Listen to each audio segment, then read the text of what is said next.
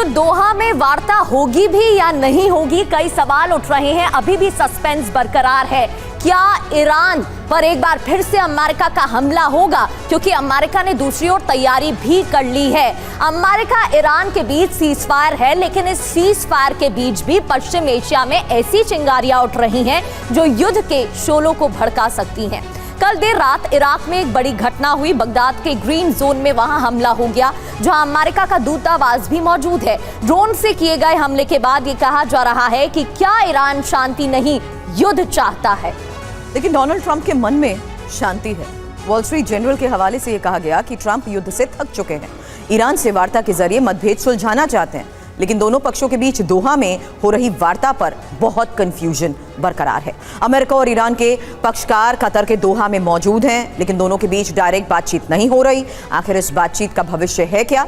आखिर ईरान पश्चिम एशिया को क्यों सुलगाए रखना चाहता है? उधर नेतन्याहू क्यों साउथ लेबनान पर कब्जा जमाए रखना चाहते हैं? इन सवालों का जवाब जानने के लिए ही स्टूडियो में इस वक्त दो खास मेहमान हमें कर चुके हैं join. Defence expert major general retired Ashwini Shrivastava इस वक्त स्टूडियो में हमारे साथ हैं, और पूर्व राजदूत महेश सचदेव सर भी इस वक्त हमें कर चुके हैं ज्वाइन।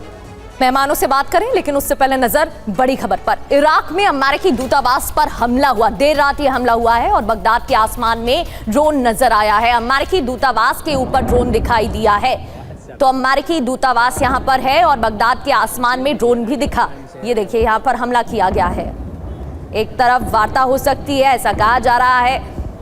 व्हाइट हाउस की तरफ से नाम भी सामने आ गए कि कतर कौन जाएगा, और कतर पहुंचने की खबरें भी सामने आ रही हैं, जेडी कुशनर की और स्टीव विटकॉफ की।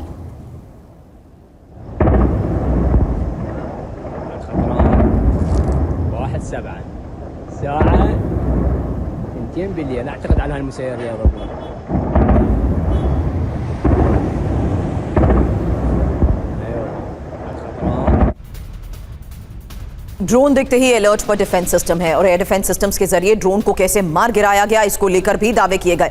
ड्रोन दिखते ही अब कैसे एयर डिफेंस एक्टिव हो जाते हैं, ये एक और तस्वीर सामने आई है। और इस बीच ये बड़ी खबर इस लिहाज से समझिए, जहां अमेरिकी दूतावास के ऊपर ड्रोन दिखा है और ये बगदाद के आसमान में ड्रोन नजर आया है, जिसके बाद एयर डिफेंस पूरी तरीके से एक्टिव है। एयर डिफेंस सिस्टम्स के जरिए ड्रोन्स को मार गिराने का भी दावा किया जा रहा है।